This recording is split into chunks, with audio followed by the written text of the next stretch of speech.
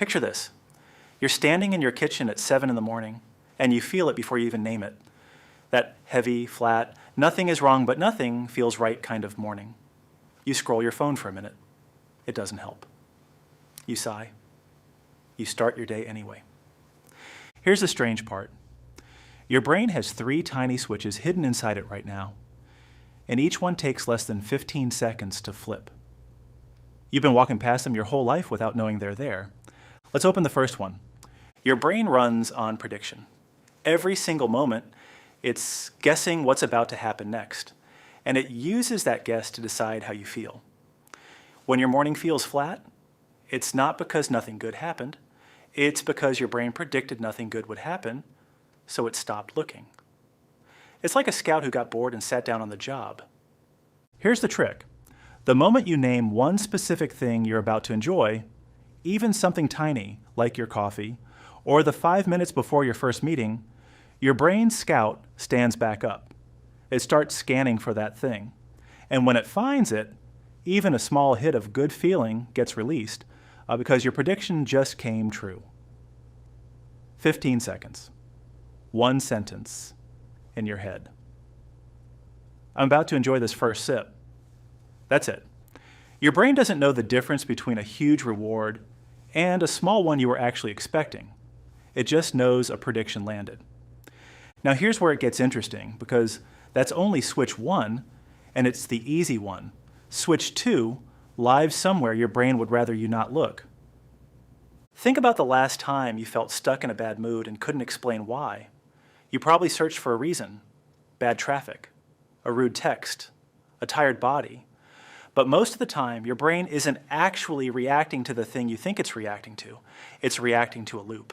A loop is a thought that plays on repeat so quietly you stop noticing it's playing at all, the way you stop hearing a fan running in the background of a room. The loop usually sounds like a whisper. This is going to be one of those days. Nothing's going right. Your brain hears that whisper, believes it, and then goes hunting for evidence to prove it correct. It will find that evidence too. It always does. That's how the loop keeps itself alive. Here's the second trick, and it's almost embarrassingly simple. You interrupt the loop out loud or on paper in 1 sentence. Not a whole journal entry, just naming it. I'm in a loop that says, today's bad.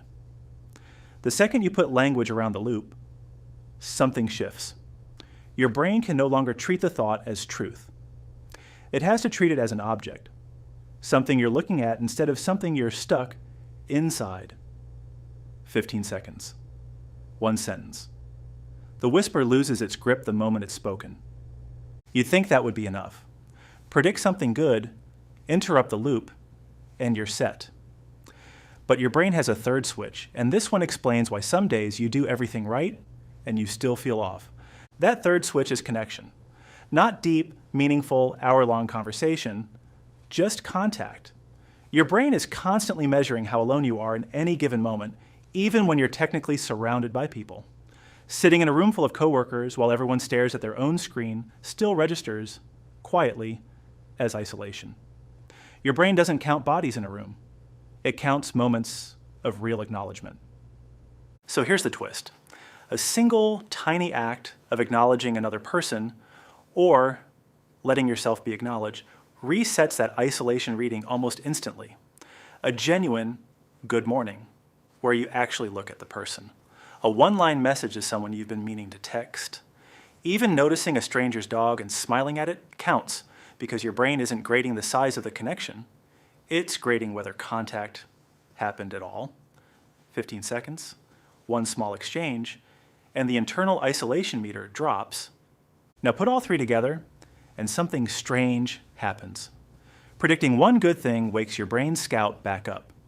Naming your loop out loud breaks its grip on you, and 1 small act of connection resets how alone you feel. None of these require a free afternoon, a vacation, a new habit tracker, or a personality overhaul. They require 15 seconds each, stacked back to back, which means your entire mood can shift in under a minute, using nothing but attention you already have. Here's the part that should genuinely unsettle you a little. Your brain isn't lying to you when it hands you a flat, heavy morning. It's just running old software. It predicts based on what usually happens. It believes loops because they're familiar. And it counts connection in a way most modern days don't naturally provide. None of that is your fault. But once you know where the three switches are, you're no longer waiting for your mood to fix itself. You're reaching in and flipping it yourself. So next time you catch that flat, nothing feels right kind of moment, don't wait for it to pass. Predict something small and good out loud. Catch the whisper and name it. Reach out for one real moment of contact. 15 seconds, 3 times over, and watch what your own brain does next. Because the truth is, you're standing in your kitchen at 7 in the morning, and your mood was never actually stuck. You just didn't know where the switches were.